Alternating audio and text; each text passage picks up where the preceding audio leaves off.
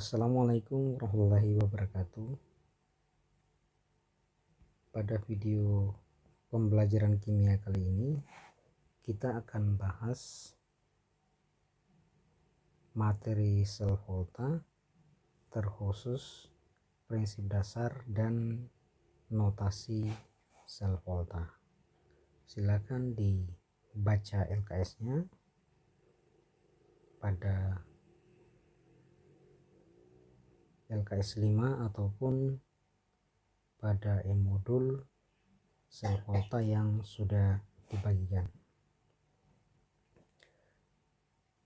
Bagian pertama dari bahasan ini, silakan simak video prinsip dasar atau cara kerja dari sel volta.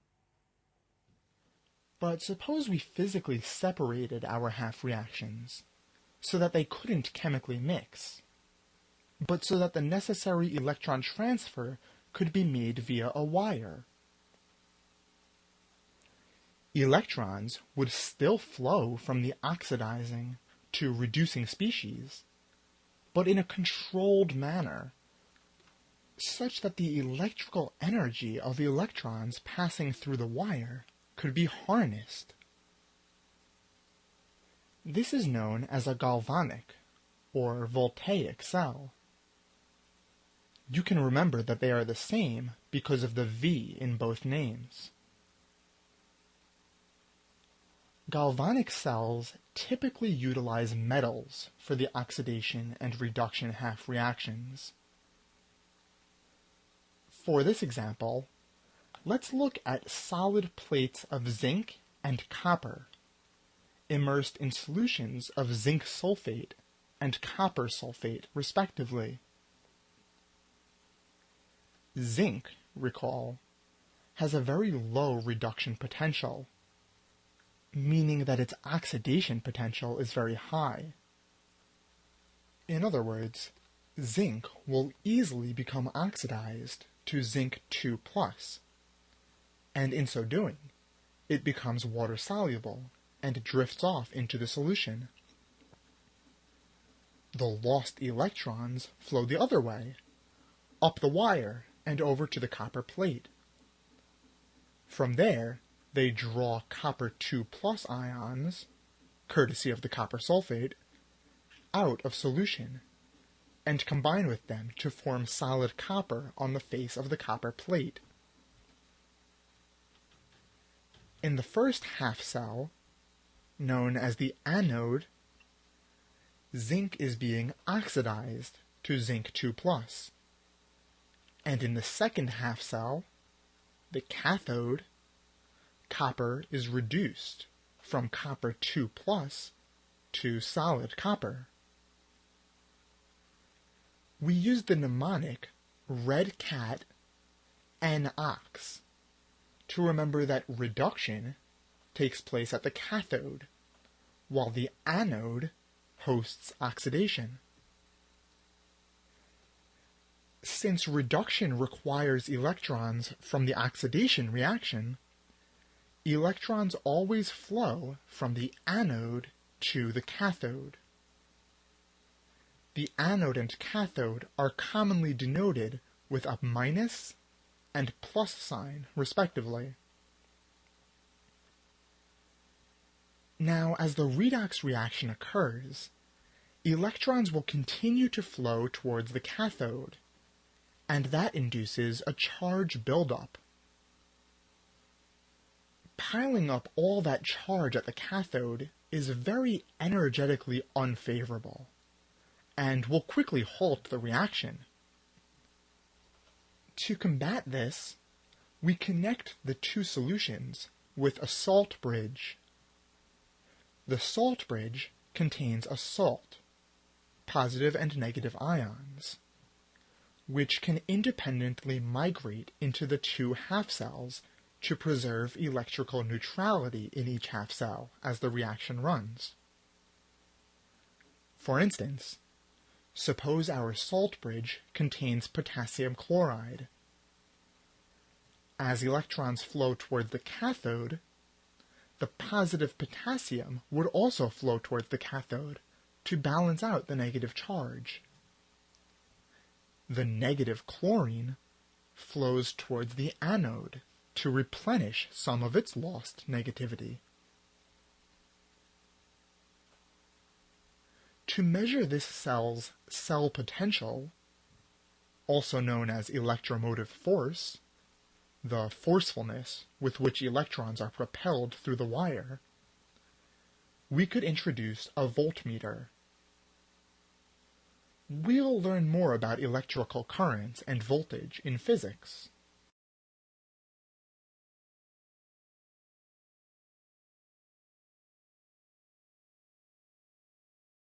Terima kasih sudah menyimak video prinsip dasar dari sel volta. Tentunya mungkin ada beberapa penjelasan yang masih kurang dipahami. Olehnya itu, saya akan membahas kembali prinsip dasar sel volta berdasarkan acuan dari video yang sebelumnya. Sudah kita pelajari pada bahasan sebelumnya bahwa reaksi redoks spontan di mana potensial elektroda positif digunakan sebagai sumber arus listrik. Arus listrik adalah aliran elektron di mana setiap elektron membawa muatan sebesar 16 kali 10 pangkat min 19 kolom. Tentunya sudah banyak Anda pelajari di pelajaran fisika. Pada reaksi redoks terjadi perbedaan elektron dari reduktor atau reaksi oksidasi ke oksidator atau reaksi reduksi. Berikut ini adalah tampilan dari bagan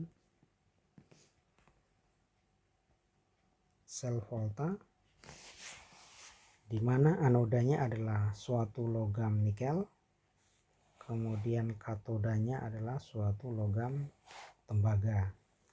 Masing-masing logam, masing-masing elektroda dimasukkan dalam larutan yang mengandung ion-ion dari elektroda itu masing-masing. Di sini nikel dimasukkan dalam larutan nikel sulfat, sementara tembaga dicelupkan atau dimasukkan dalam larutan tembaga sulfat.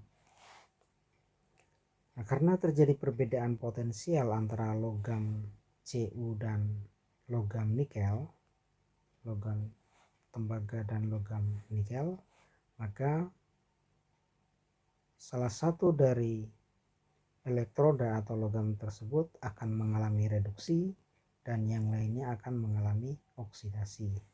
Dalam kasus ini, nikel adalah logam yang punya kecenderungan mengalami oksidasi, sementara tembaga mengalami reduksi.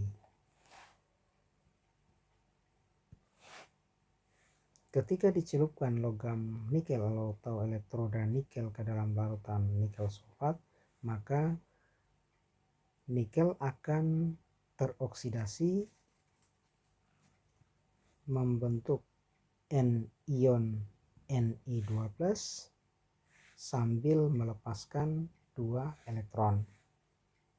Ion nikelnya kemudian masuk di dalam larutan, sementara elektronnya tetap di dalam elektroda. Nah, karena terjadi perbedaan potensial antara nikel dengan tembaga, karena tadinya dihubungkan oleh sebuah kawat, maka elektron yang dihasilkan nikel tadi kemudian akan mengalir melalui kawat tembaga atau kawat yang menghubungkan, mengalir hingga ke katoda. Pada katoda terdapat ion tembaga yang kemudian mengambil 2 elektron yang berasal dari nikel sehingga membentuk endapan tembaga. Endapan tembaga inilah yang kemudian melapisi permukaan dari katoda tembaga. Jadi di sini terlihat bahwa nikel mengalami oksidasi, kemudian ion nikelnya larut, elektronnya kemudian mengalir dan berpindah ke katoda.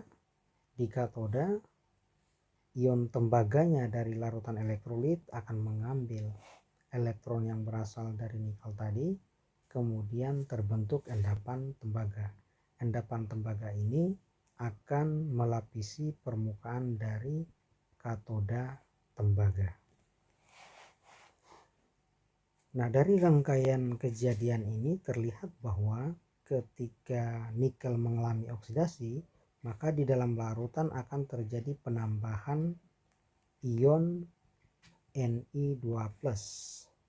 Sementara itu, di dalam larutan sendiri sudah ada ion Ni2+ yang tentunya bersifat netral karena berikatan dengan ion SO4 2-. Akibat penambahan jumlah ion nikel ini menyebabkan jumlah muatan menjadi tidak setara.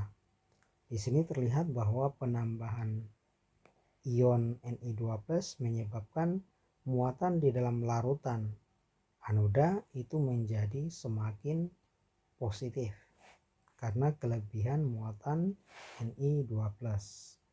Di lain pihak, pada katoda, ketika elektrolit ion Cu2+ atau tembaga menangkap dua elektron, kemudian membentuk endapan tembaga, maka jumlah ion Cu itu semakin berkurang dibandingkan jumlah ion SO4 2-. Akibatnya jumlah muatan elektrolit menjadi tidak seimbang. Dalam hal ini jumlah muatan pada larutan elektrolitnya menjadi semakin negatif. Dengan adanya perubahan susunan muatan pada larutan tersebut menyebabkan kecenderungan dari logam nikel untuk tidak mengalami oksidasi. Artinya karena muatannya menjadi tidak netral, maka kemungkinan besar nikel itu tidak akan teroksidasi lagi sehingga tidak akan melepaskan elektron. Jika elektron tidak dilepaskan, maka tidak ada aliran listrik. Sama halnya ketika walaupun misalnya nikel tetap melepaskan elektron, tetapi pada sisi katoda tembaga sulfatnya ini memiliki muatan negatif yang lebih banyak, maka tembaga punya kecenderungan untuk mengalami oksidasi ketimbang dia mengalami reduksi. Kenapa? Karena ketika dia mengalami reduksi, maka jumlah muatan menjadi bertambah. Jika jumlah muatan bertambah, maka di dalam larutan menjadi tidak netral. Olehnya itu, dua elektron yang dilepaskan dari nikel tadi tidak akan ditangkap oleh Cu2+, karena dia akan selalu menjaga stabilitas dari jumlah muatan elektrolitnya. Dengan demikian, karena tidak ada penangkapan elektron, maka tidak ada yang namanya aliran listrik. Karena tadi sudah dibahasakan bahwa aliran listrik adalah aliran elektron pada rangkaian yang tertutup. Jika salah satu rangkaiannya itu tidak mengalirkan elektron, maka tidak ada yang namanya listrik.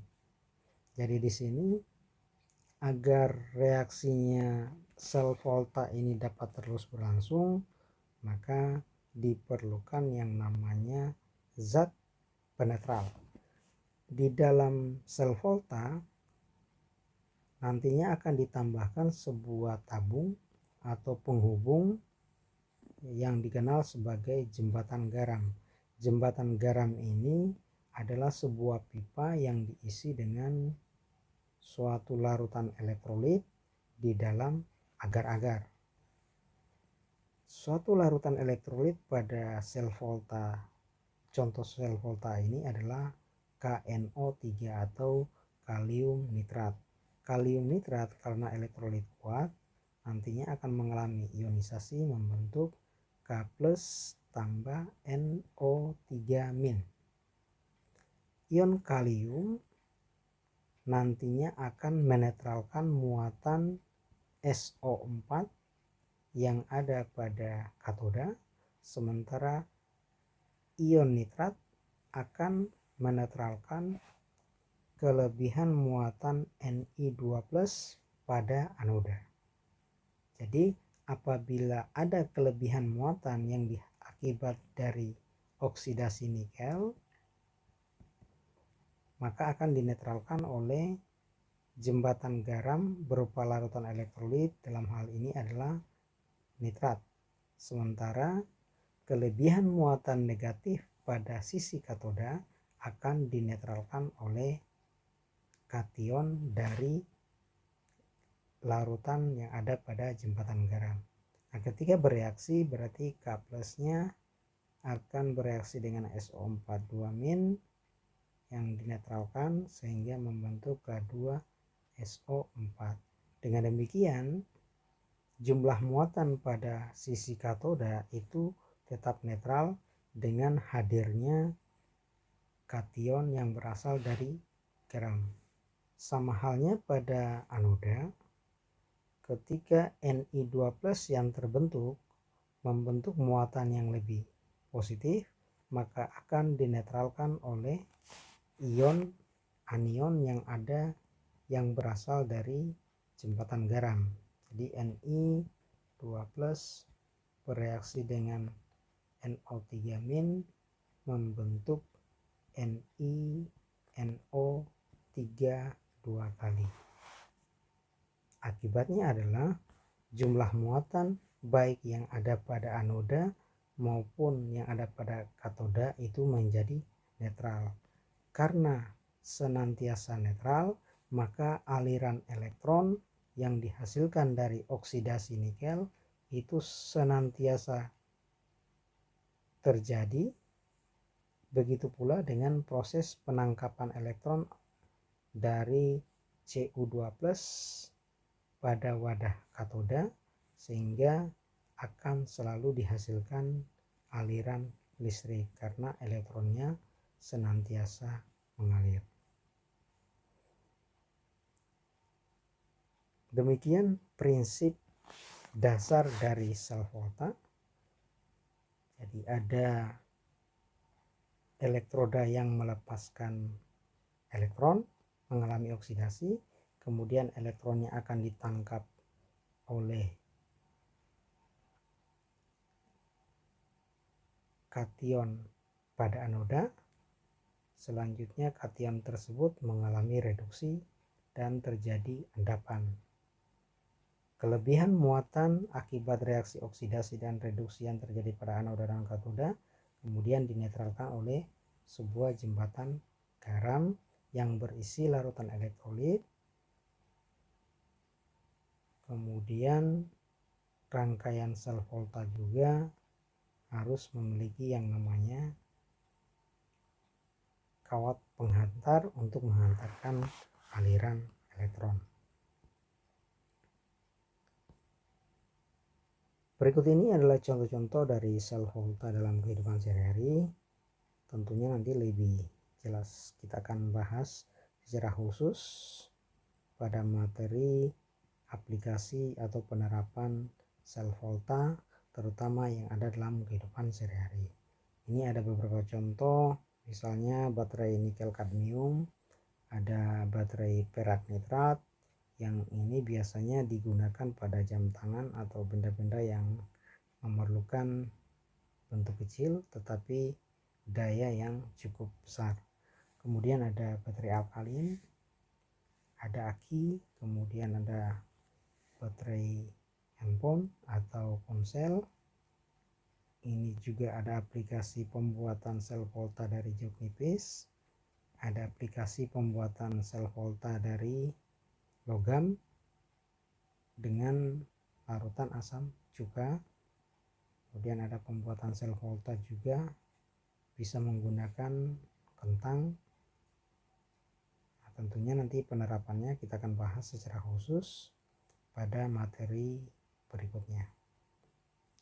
Kita lanjutkan dengan notasi atau diagram sel volta. Nah, susunan suatu sel volta dinyatakan dalam suatu notasi yang singkat yang kemudian dikenal sebagai diagram sel atau diagram sel volta. Karena tidak mungkin di dalam sebuah persamaan reaksi kita harus gambarkan seperti gambar yang ada seperti ini. Olehnya itu dibutuhkan cara sederhana di mana penulisannya menjadi lebih sederhana. Nah, kesederhanaan penulisan inilah yang kemudian dikenal dengan istilah diagram sel volta. Di contoh slide yang sebelumnya kita sudah bahas, ada sel volta yang terdiri dari anoda nikel dan katoda tembaga yang masing-masing dicelupkan pada larutan elektrolitnya Ni nikel sulfat dan tembaga sulfat, kemudian dilengkapi dengan jembatan garam kalium nitrat. Di sini kita akan menuliskan bagaimana notasi sel volta. Tapi sebelumnya diperjelas kembali bahwa rangkaian dari sebuah sel volta minimal memiliki 5 komponen. Yang pertama elektroda negatif atau anoda sebagai tempat terjadinya reaksi oksidasi. Kemudian ada elektroda positif atau katoda, tempat terjadinya reaksi reduksi. Yang ketiga ada larutan elektrolit, masing-masing untuk katoda dan anoda. Yang keempat ada kawat penghantar, dan yang kelima adalah jembatan garam. Kawat penghantar fungsinya untuk mengalirkan elektron yang dihasilkan dari reaksi oksidasi anoda menuju ke katoda. Kemudian jembatan garam tentunya tadi fungsinya adalah menetralkan muatan listrik atau muatan ion yang ada pada anoda dan katoda. Untuk voltmeter sendiri itu hanya digunakan mengukur kuat arus yang dihasilkan dari rangkaian sel volta. Jadi voltmeter tidak mesti ada, yang ada itu hanya 5 komponen. Nah, bagaimana caranya kita menuliskan diagram sel volta dari sel volta nikel dan tembaga ini? Di dalam aturannya dikatakan bahwa anoda digambarkan di sisi sebelah kiri, sementara katoda digambarkan atau dituliskan di sisi sebelah kanan, di mana antara anoda dan katoda itu diberi batasnya ini adalah jembatan garam. Jadi jembatan garam nanti kita beri tanda garis sejajar 2, kemudian sebelah kiri adalah anoda atau oksidasi, sebelah kanan adalah reaksi reduksi atau reaksi yang terjadi pada katoda. Pada rangkaian sel volta yang ada, nikel mengalami oksidasi menjadi Ni2+ sambil melepaskan 2 elektron. Sementara tembaga dari larutan ionnya menangkap 2 elektron yang berasal dari nikel, kemudian mengalami pengendapan. Karena di dalam persyaratannya dikatakan bahwa anoda digambarkan di ruas kiri, kemudian antar perubahan fasanya dituliskan dalam bentuk garis sejajar. Di nikel, kemudian saya tuliskan menjadi Ni tanda pisah Ni2+. Sementara untuk reaksi pada katoda atau reduksi Cu2+ tanda pisah antar fasa, kemudian logam tembaga. Olehnya itu di dalam penulisan ini notasi selnya adalah Ni tanda pembatas atau pemisah fasa menjadi Ni2+, kemudian tanda pisah 2 untuk menunjukkan jembatan garam, kemudian reaksi reduksinya adalah Cu2+ menjadi Cu yang dibatasi oleh satu garis atau tanda pisah. Demikian cara menuliskan notasi dari diagram sel. Agar lebih paham, berikut ini ada 3 contoh soal. Contoh soal yang pertama, kita akan menuliskan notasi sel dari masing-masing reaksi. Contoh soal yang pertama itu reaksi antara atau sel volta yang ada pada tembaga dengan perak. Di sini terlihat bahwa tembaga biloxnya berubah dari 0 menjadi +2, sementara perak biloxnya berubah dari +1 menjadi 0.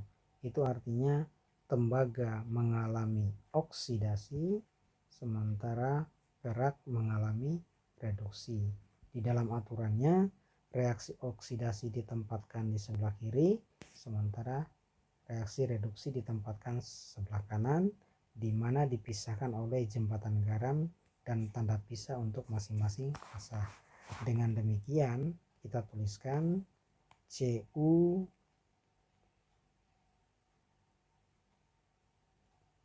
teroksidasi menjadi Cu2+, sementara Ag atau perak mengalami reduksi dari Ag+ menjadi Ag.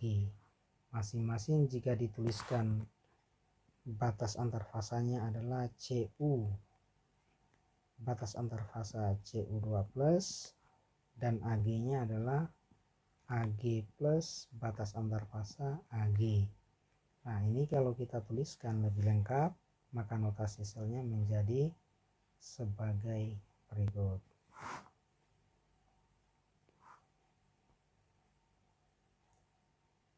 Untuk contoh soal yang kedua,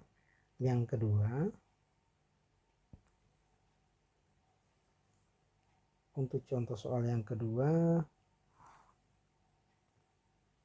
di sini reaksi sel antara natrium dengan tembaga. Dari rangkaian reaksi yang ada, natrium itu adalah logam padat, kemudian tembaga kloridanya adalah larutan elektrolit, natrium klorida adalah larutan elektrolit yang kuat, ini elektrolit kuat, sementara tembaganya adalah padat. Dengan demikian, yang perlu kita rubah dalam bentuk reaksi ionisasi adalah tembaga klorida dan natrium kloridanya.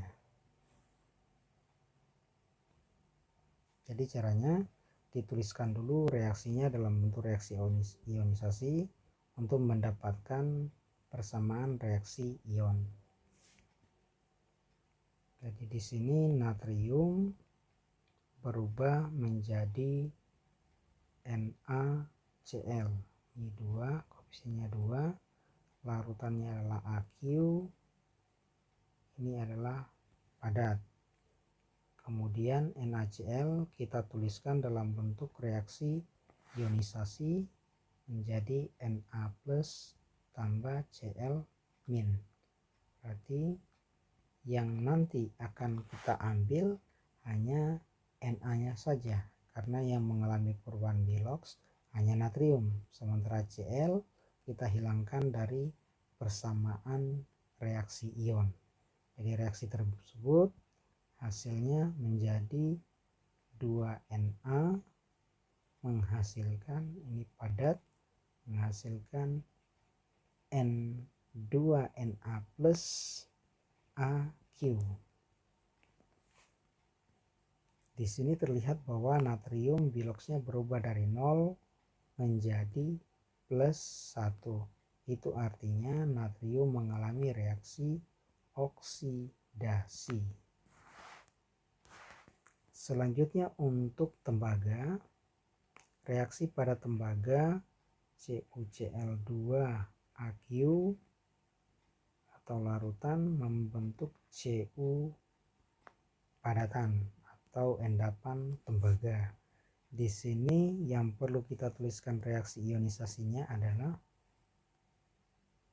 larutan tembaga klorida terionisasi membentuk Cu2+ tambah 2Cl- masing-masing dalam bentuk larutan Aq membentuk endapan tembaga. Yang kita ambil itu hanya ion tembaganya, sementara ion klornya dihilangkan dari persamaan ion, sehingga kita dapatkan reaksi Cu2+ Aq tambah menghasilkan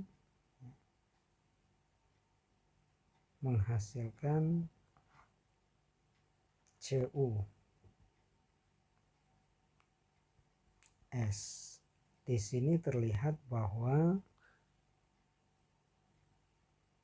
tembaga mengalami reaksi reduksi karena biloxnya berubah dari 2+ menjadi 0. Biloxnya turun.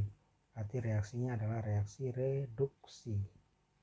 Nah, untuk menuliskan persamaan, menuliskan notasi sel voltanya, maka reaksi oksidasi kita tuliskan Na plus tanda pisah antar fasa Na, bukan Na plus ya, Na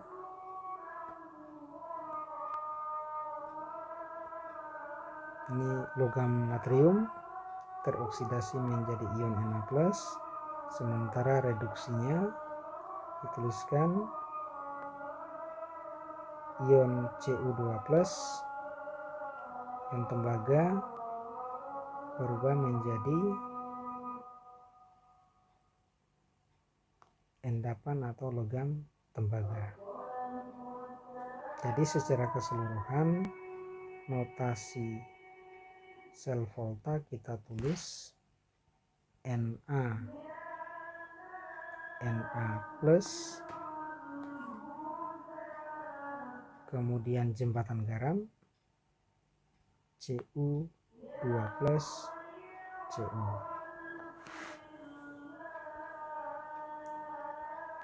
Berikutnya untuk soal nomor 3.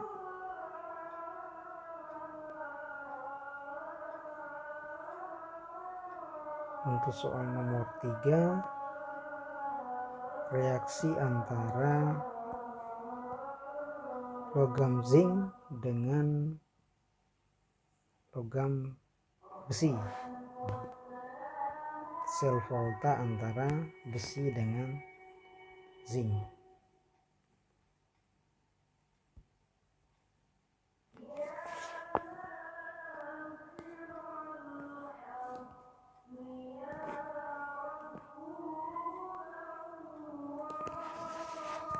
Persamaan ini terlihat bahwa zincnya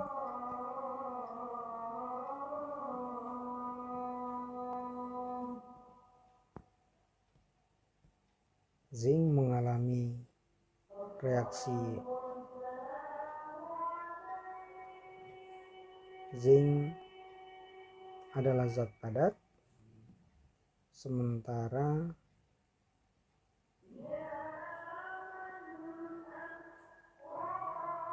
besi adalah larutan elektrolit. Kemudian di sisi kanan zinc kemudian membentuk larutan elektrolit, sementara besi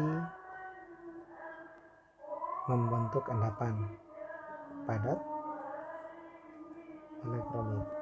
Jadi nantinya yang pertama kita lakukan adalah menuliskan reaksi ionisasi dari masing-masing larutan elektrolit. Zn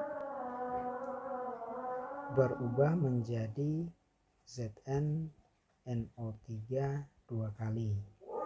Di sini yang larutan elektrolit adalah ZnNO3. ZnNO3 akan mengalami reaksi ionisasi membentuk Zn2+ tambah 2NO3-. Nah, nantinya yang akan kita ambil hanya Zn2+-nya, sementara NO3-nya akan kita hilangkan dari persamaan reaksi ion.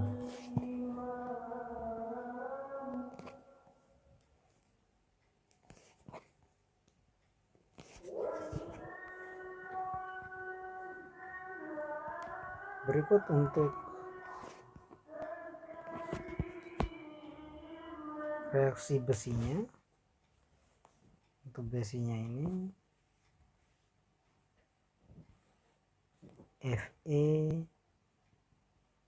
FeNO3 dua kali membentuk Fe. Karena FeNO3 adalah larutan yang elektrolit, berarti terionisasi membentuk Fe2+ tambah NO3-. NO3-nya kita hilangkan dari persamaan reaksi ion, sehingga nanti yang tersisa tinggal ion Fe dan logam Fe. Pada reaksi Zn tadi kita peroleh Zn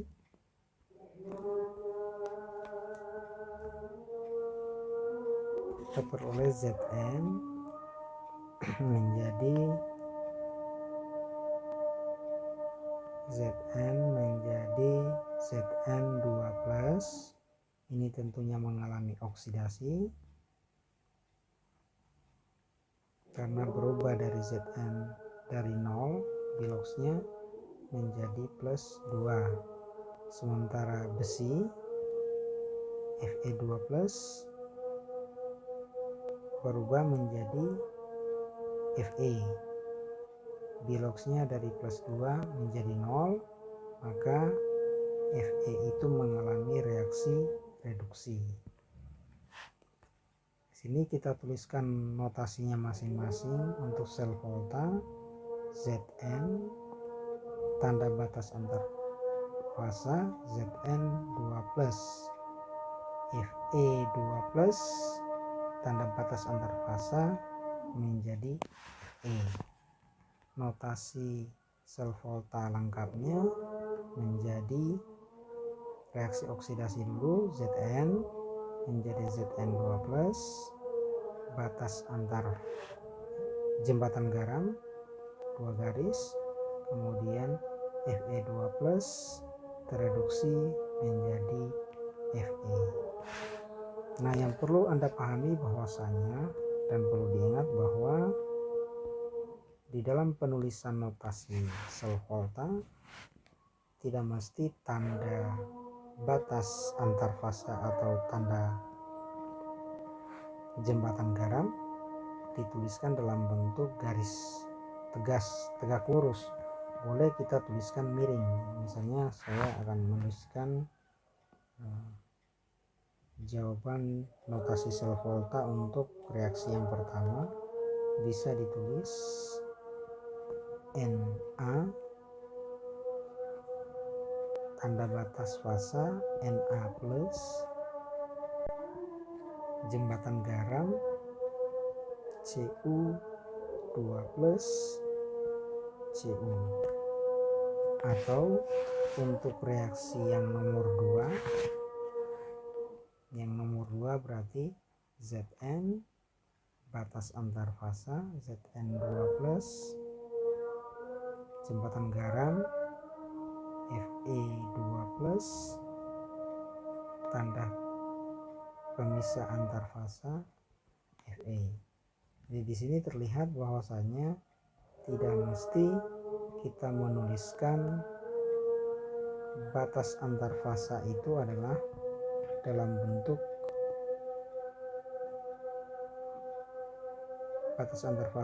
bentuk tanda tegak. Boleh kita tuliskan dalam bentuk tanda miring.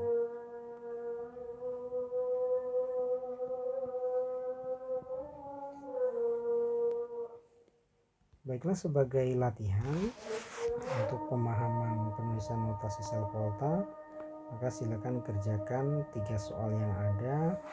Semoga dengan banyak berlatih Anda bisa paham konsep yang sudah diberikan video pembelajarannya. Sampai ketemu pada video pembelajaran selanjutnya. Akhiri billahi taufiq.